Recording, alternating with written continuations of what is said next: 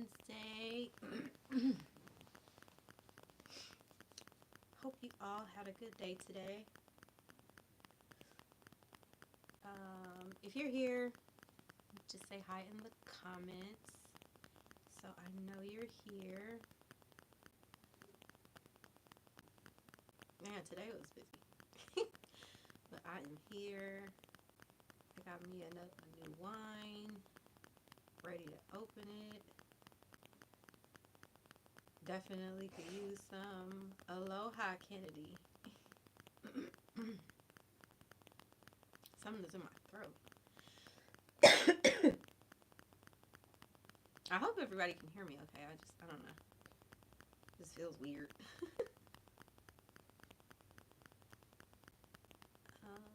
But yeah, hope everybody had a good day. We are halfway through the week and we are officially on the last day of January. This month has felt long as hell.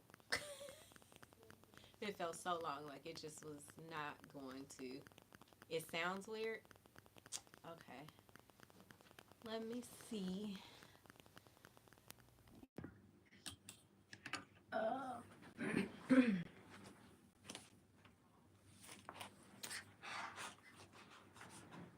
So that's not a good one.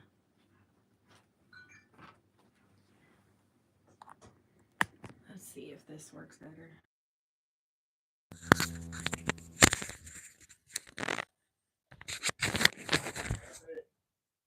Okay. Okay, so that's better. Let me put that here so I don't have to worry about it. Oh, but yeah, we have officially hit the end of January, going into February, and this month felt really long. It felt really tedious, to say the least, but we survived. So hopefully the rest of the year will be a lot smoother. And yeah, but I'm gonna go ahead and I'm gonna get started with this wine. James Harden has two new varietals out, but I did his California Red blend. The bottle is really pretty. And I said, okay, look at that.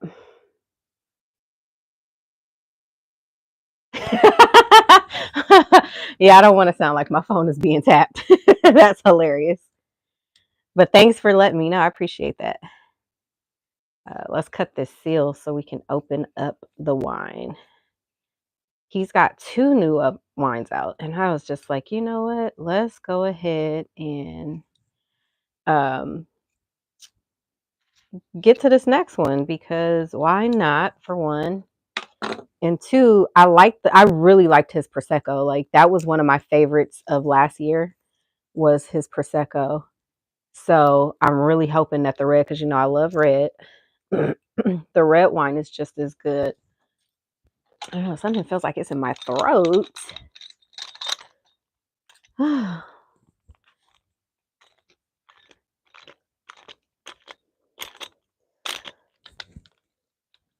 Not the popo tap in your phone. Hilarious. Okay, nope. Got to make sure I pour it right so we get the best taste. So let's see. Ugh, the sound of the pour is exciting.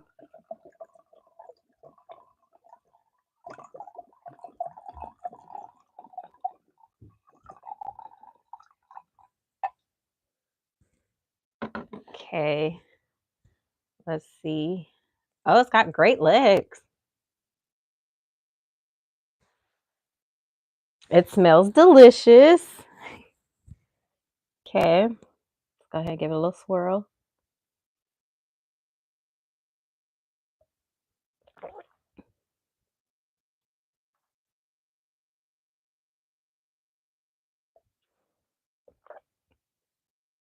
It's pretty good. It's kind of sweet.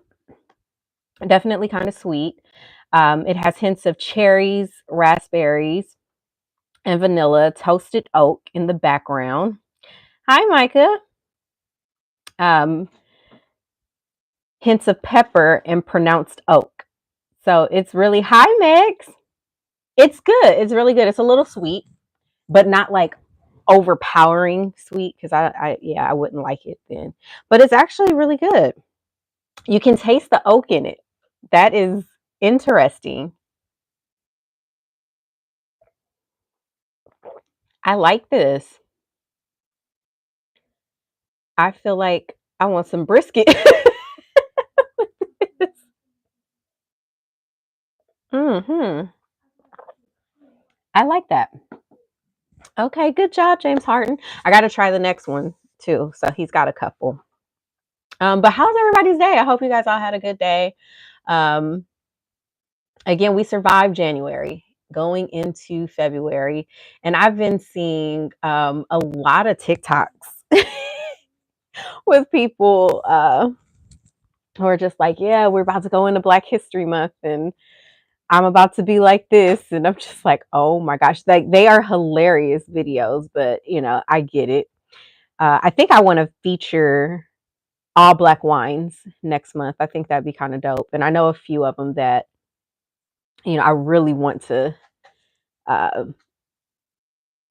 feature during the month because, they're Black owned wines. And what else would I do? But let's get into this conversation. I was having a conversation with a friend, and that's what kind of triggered this talk. And we were just talking about kids because she was having a party. Is Miss Netta, I hate it.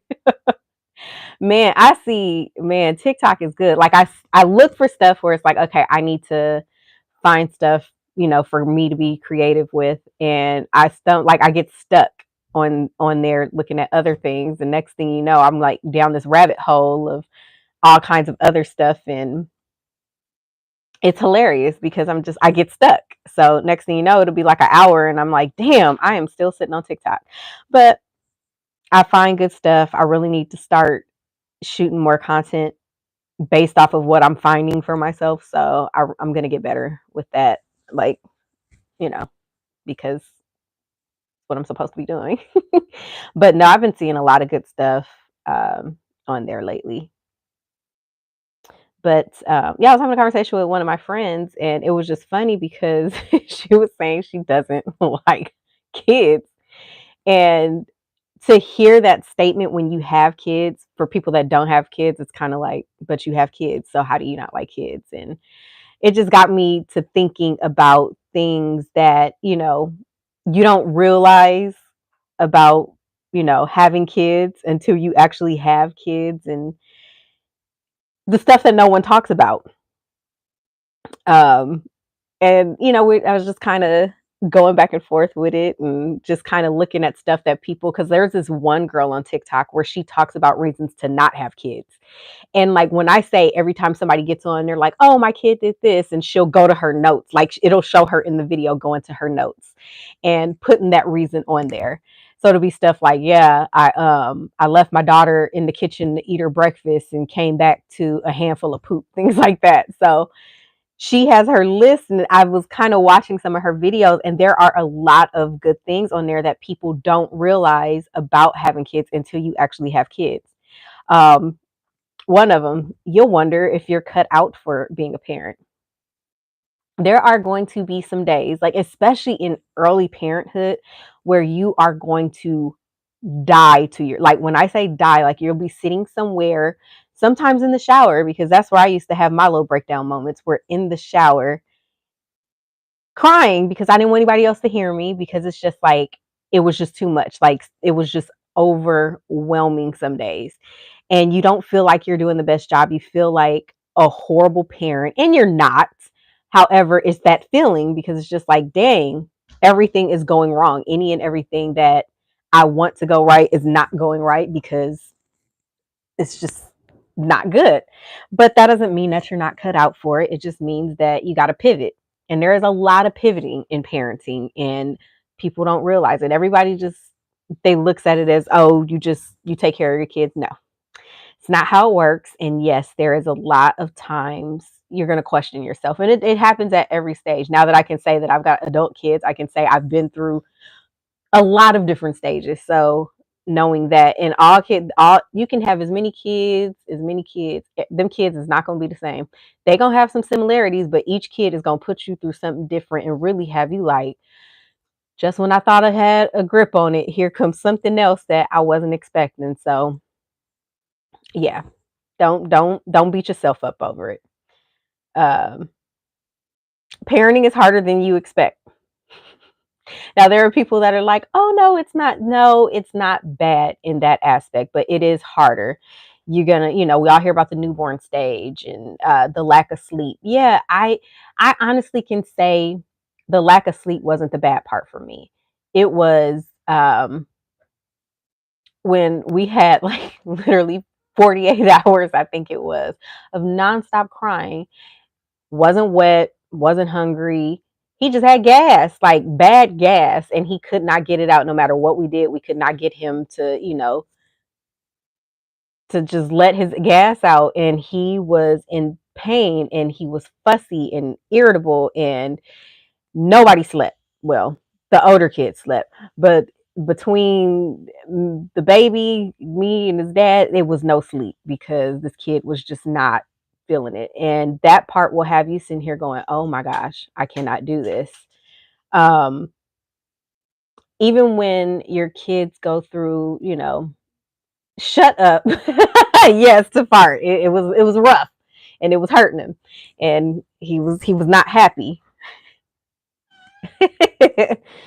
But even with my only daughter, my little girl baby, when she was born, she had pulmonary stenosis, which was um, a valve that did not, it didn't grow with the rest of her valves to pump the blood to, her other organs.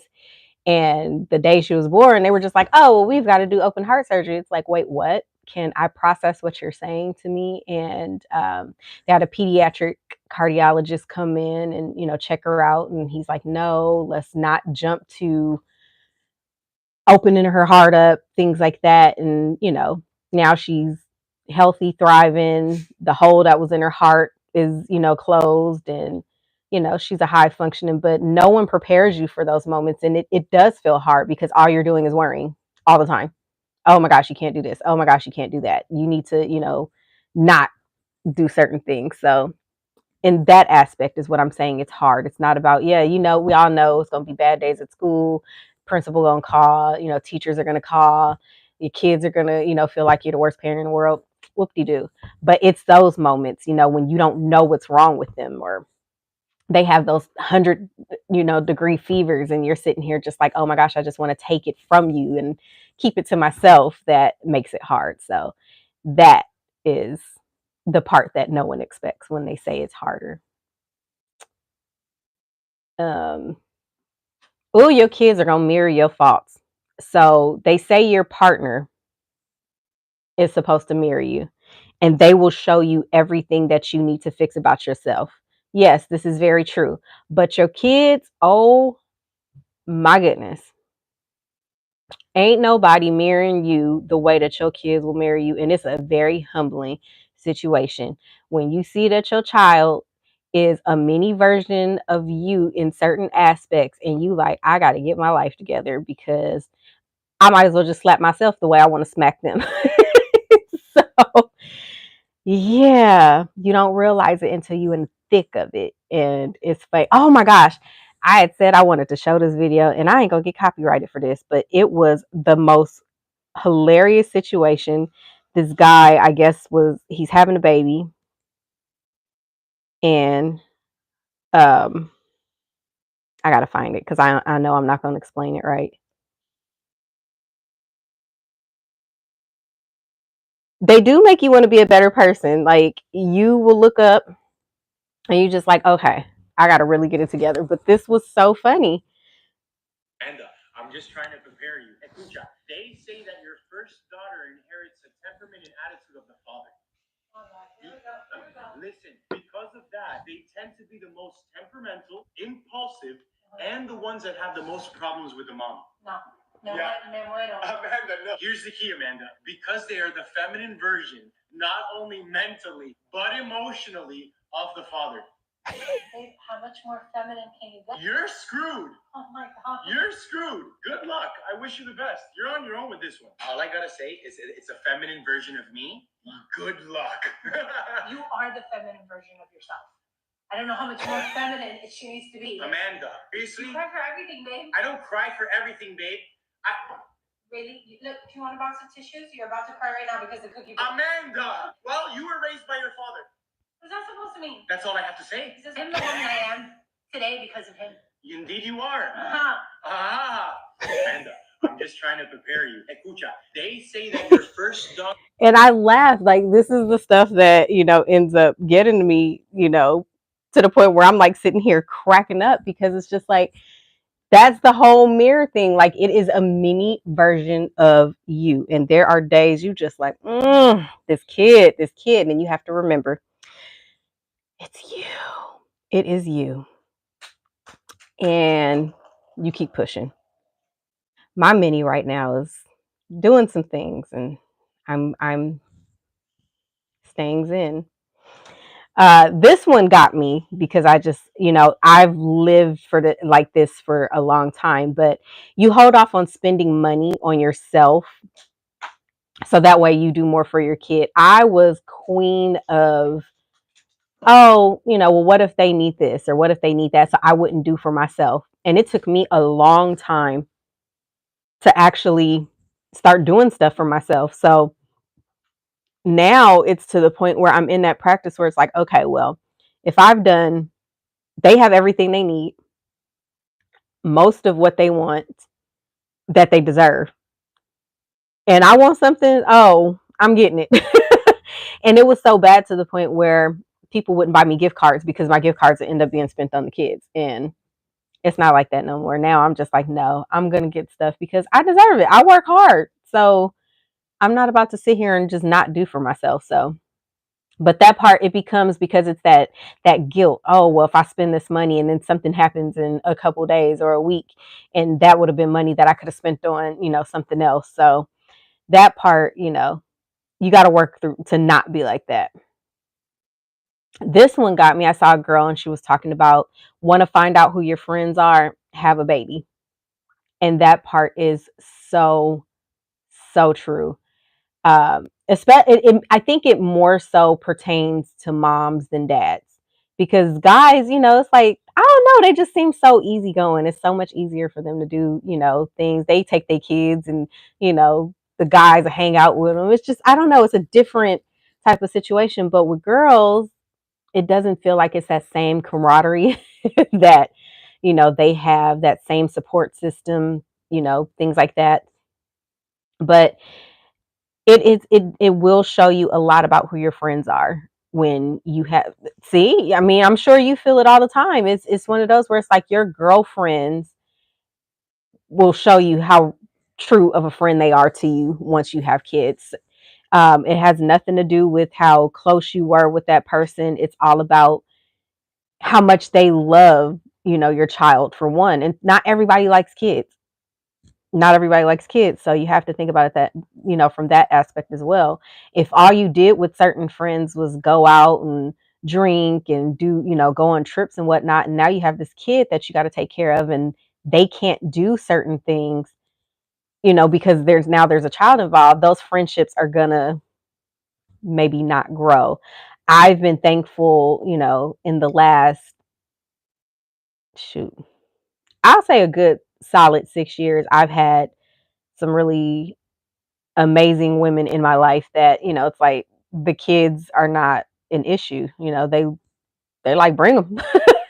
So, I'm thankful for that. And I love my friends' kids as well. Like, those are my, extended nieces and nephews. So it is what it is. Uh this one, I'm not ashamed, but I am ashamed that I really feel this way. But other people's kids might annoy you. That is so true. Wait.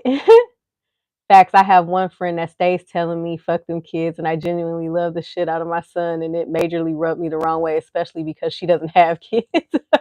Yeah, it's one thing when a parent says it because it's not like you really mean "fuck them kids." It's one of those where it's just like, it ain't my problem right now type situation, But it's some people that really feel like that. They don't, they just don't deal with kids, and it's just like, and then it'll change your relationship with those people. So, no, I get it. It's a sad, sad situation, and it'll show you who your friends are.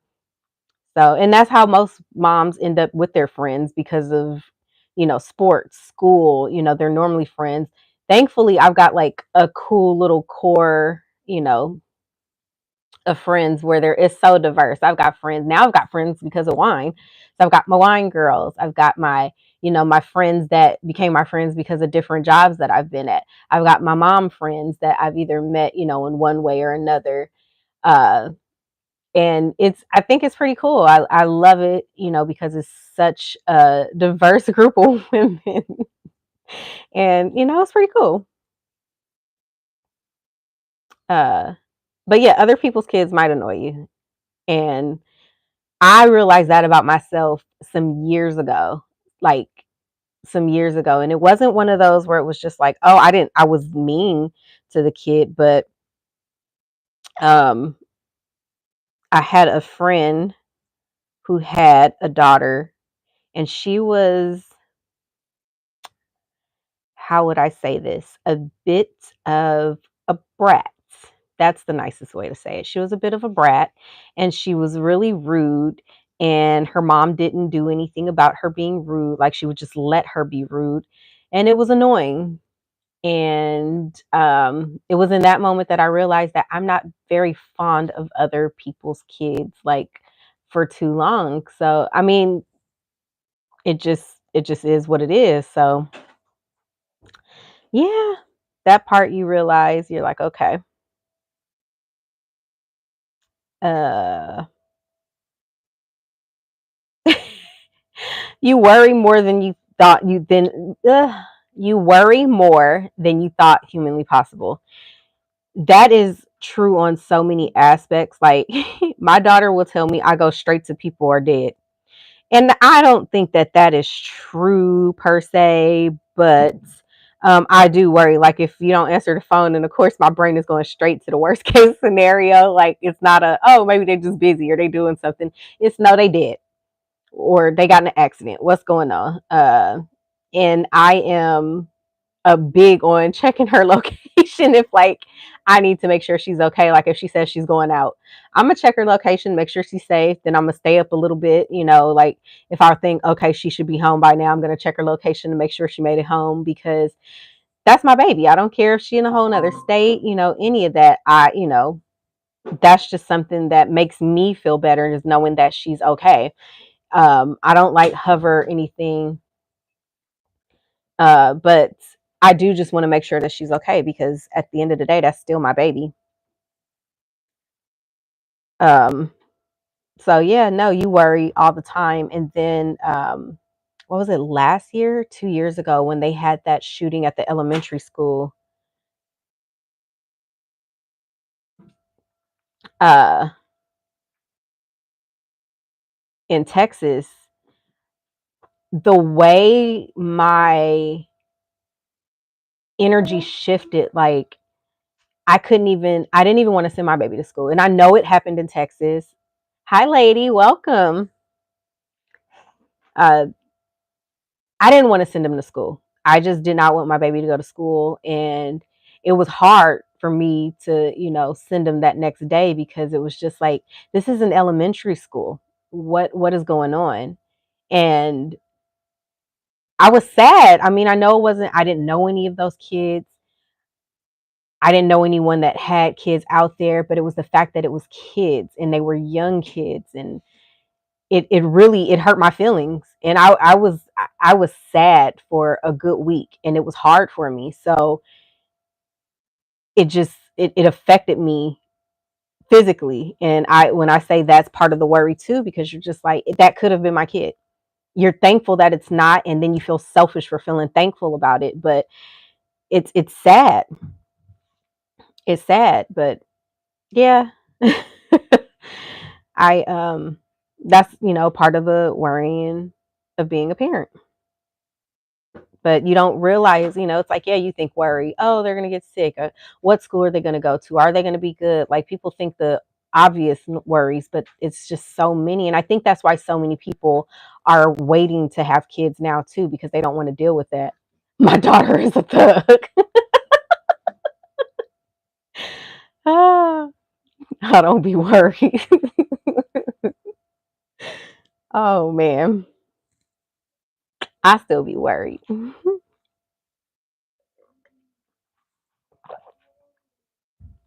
Um,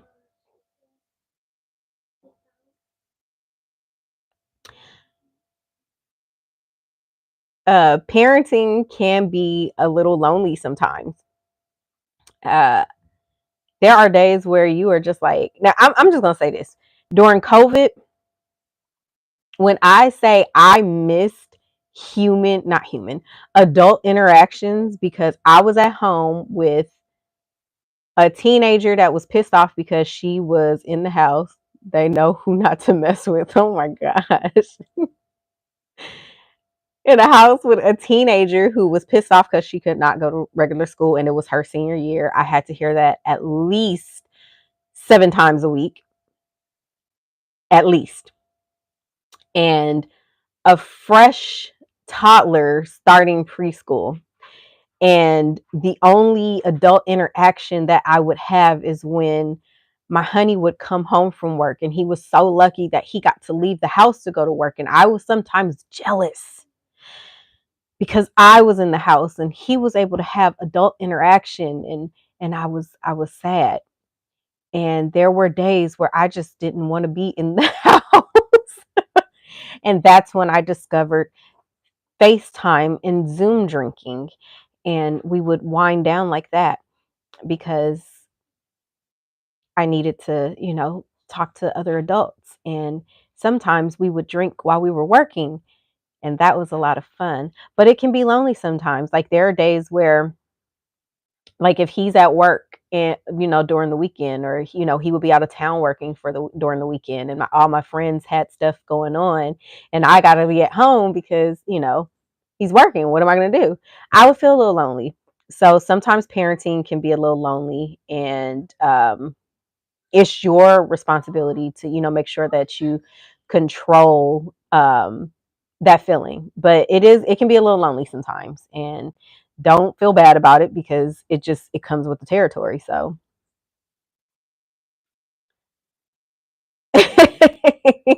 yeah, people forget about them Zoom happy hours. Yeah, i um I was invited to one last week, but it was during a time that I had something to do. But I said, man, I mean, and sometimes it works out good because you have friends that are out of state. So I will admit that it did help people be more creative with being in touch with people. So that was the good thing about COVID. But no, it was definitely a lonely time for me. And you know, Zoom, FaceTime, best thing on the planet. uh your marriage, relationship, whatever it is that you in, it's not going to be the same. Once you have kids, you are it, just tell yourself, okay, life is not the same what you knew as life, especially if you just had a kid. Like if it was you guys for a long time. Now it's different when you can't come into a relationship with kids. It's like, okay, you already know the balance of having kids, things like that, but it still is a hard time.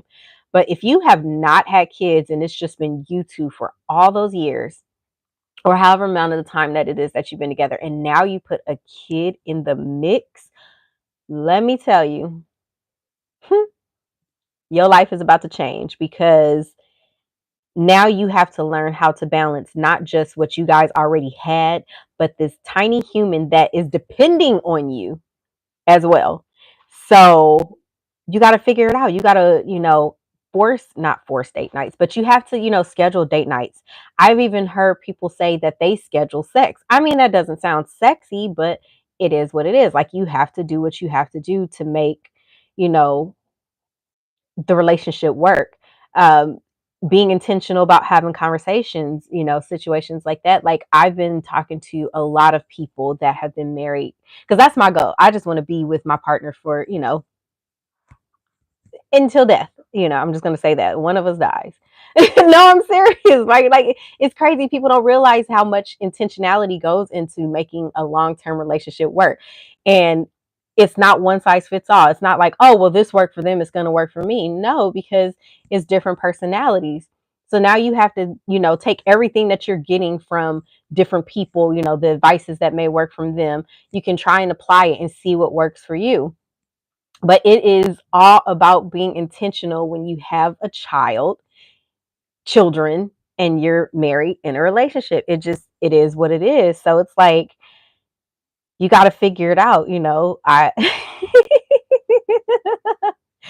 I had a friend, tell me that, when she had, her youngest, and her older kids, would, still be awake, and the little one would go to sleep, her and her husband would sneak off to, the car and have some fun, and then, go back in the house. And I was just like, that actually does sound intriguing, but they did what they had to do to, keep the romance open. Or, she said, if it was times where they both just needed to get out the house with each other, they would take their son, and they would just go walk around the neighborhood, let him kind of explore, distance above, and they'd hold hands and walk. And I was just like, that's how they were being creative to keep, the relationship going, even if it's just like a quick lunch date. Like I think those are, sometimes the best. It's not something that's just like, oh, we got to put all this super planning into it. It's just like, oh, hey, I'm gonna be in your area for lunch. You want to go grab something real quick? And sometimes that's all you need, to keep that little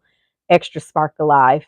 But it's gonna change, and you got to look for any window of opportunity for you to be, intimate, have, whatever conversation you need to have, do what you got to do. That's just what it is. Because a lot of people can't afford babysitters. They don't have babysitters. Because I'm gonna tell you this, I don't let my kids go with everybody. If I let them go with you, that is a big deal to me. So yeah, that's just one of those things. But it's gonna change. It's gonna change, and you're gonna be like, "Oh crap, I did not know what I was getting myself into."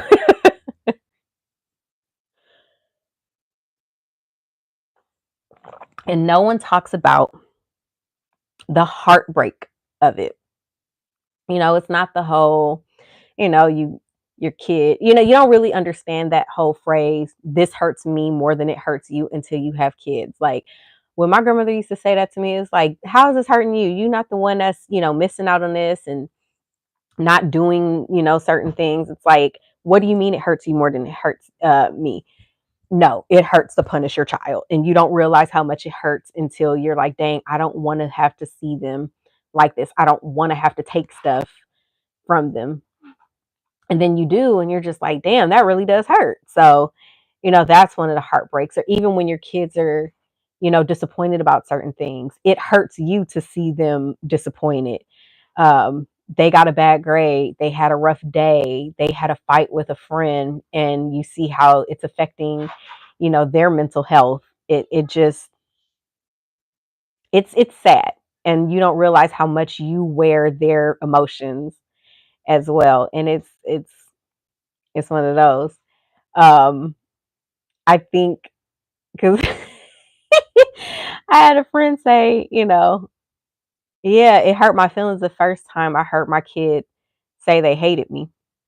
And I was like, oh, I said, you'll get over it because they don't hate you. They hate what you did in that moment. Now, if I didn't have my older kids, oh, it would probably crush me. I'd be like, oh God, now I'm crying. And no, I'm not crying. Okay, go and go to bed. You'll be all right. You hate me for now, but no, I feel like that is the least of your worries. Now when your kid gets older, if they say some stuff like that, oh yeah, they might hate you, and you probably need to evaluate yourself and see what you did wrong. But when they get older, it's, something that you guys can discuss, and you should be able to allow your kids to have an open dialogue with you. And sometimes when your kids tell you how they feel about something you did to them, that will hurt your feelings. I had to find that out, the hard way, but it was better. I knew. You don't think you ever said you hate your parents? Well, you have amazing parents, so you shouldn't hate them.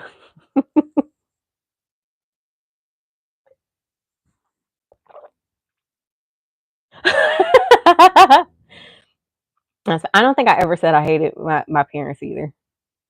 I don't think that ever came out of my mouth. But no, I mean, but those, you will definitely feel it. I think one of the biggest things that is heartbreaking to me when it comes to being a parent is missing milestones. When I had my older two, I had to work. So I missed out on so much that that mom guilt was just like overpowering a lot of the time, because it was just like, dang, I should have been there, or I would be sad that I wasn't there. And then it's like, now I'm compensating by doing something else, spending excessive money, because now I feel bad that I wasn't able to do it. And then I had a whole nother layer of guilt once I had my youngest, and I realized I was doing, I was trying to make up for not doing it with the older two. And now I'm like, no, I don't want to miss anything. And I'm like forcing myself to go to stuff. And then it was just like, now I feel guilty, because it's just like, well, I should have did this, or I wish I would have been able to do this with the older ones. And I'm doing it with, and it's, oh my gosh, the cycle is vicious. And that will, weigh on you sometimes. But one thing I am learning is you can't come to everything, even if you want to. And it's just life. You got to figure out how to deal with that heartbreak. And it's a vicious cycle that you live in. But those are things that you're never prepared for, before you become a parent. And I feel like too many people feel like it's a bad thing to say. There's one podcast, it's called The Mama's Den, that I listen to sometime. It's got, Jesus Christ, now I can't remember nobody's name.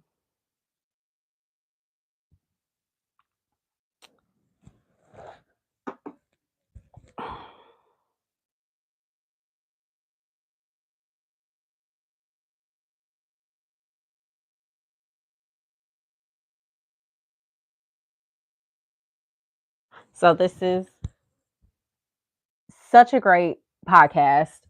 You can see it on Apple Podcasts, but it's Melanie Fiona's on there, and it's super dope. But they really talk about being a mom and certain things that you deal with being a mom. And there was one episode where I can't remember which one of them said it, but she was just like, I have days where I don't like my kids. And they were like, no, it's okay. You don't always like your kids. And you have those moments where you don't like your kids. Like, they are just total little shitheads. And I think we need to start being honest about, how we feel sometime. And like, we've made it to where it's like we shame people, or we shame, especially moms. I feel like moms get shamed way more than dads do. But it's okay if you have that feeling. I mean, you don't always like everybody, and that's just one of the things that I had to understand. Even when I don't like one of my kids, because they done did some stuff that is really just like, for real, really, this is what you're doing. I always love my kids, and regardless of what's going on, I'm gonna be there for them. But you don't always like everybody, and you sometimes don't like your kids. Sometimes your kids are just, they just, yeah. If you're a parent, you get where I'm coming from on that.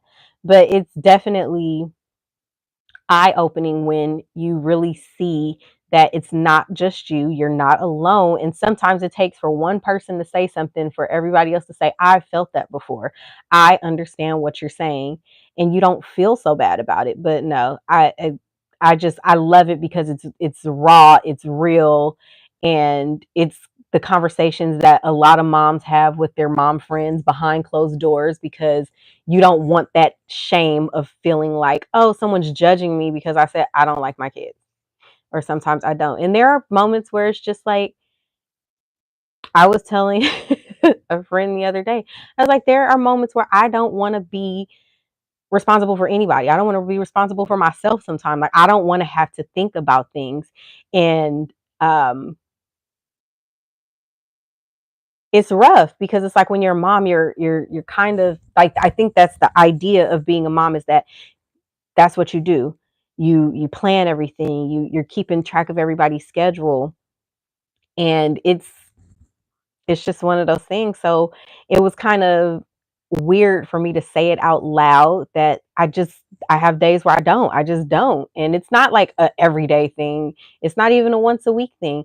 There are just moments in time where I'm just like, I just don't want to. I don't want to think about anybody. I want to think for anybody.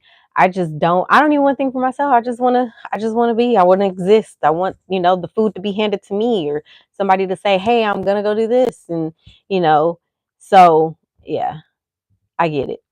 I get it. And it's all about the mental load and, figuring it out. So if you know somebody having a kid, and they ask you, but I always say, don't force it. It's got to be rough for a mom, though, because I have those days too, but I couldn't imagine from a mom's perspective. Man,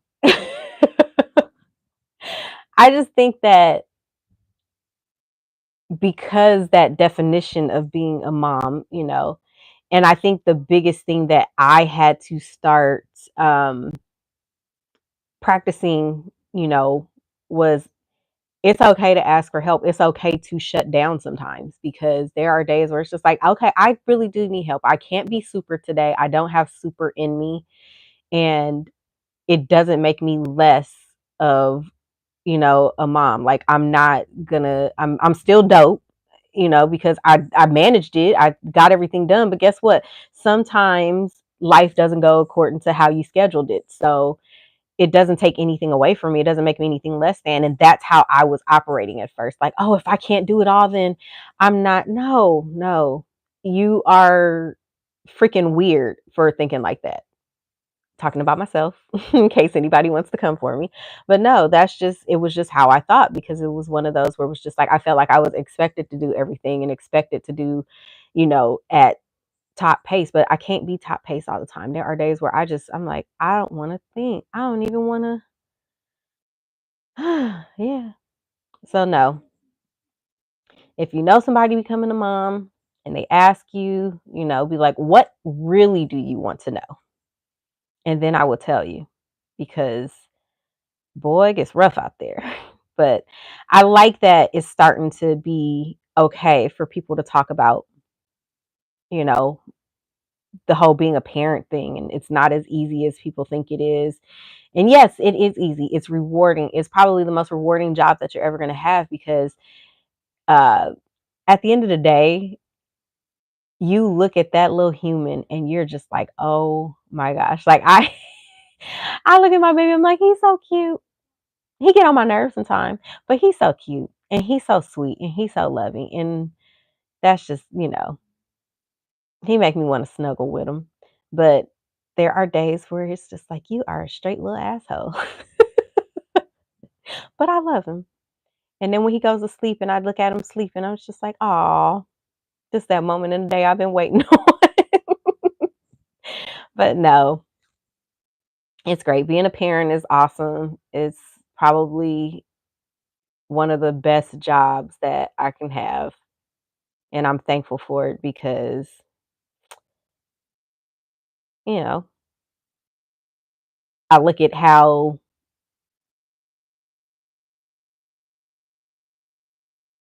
there are so many people that want this job. And those of us, that have it,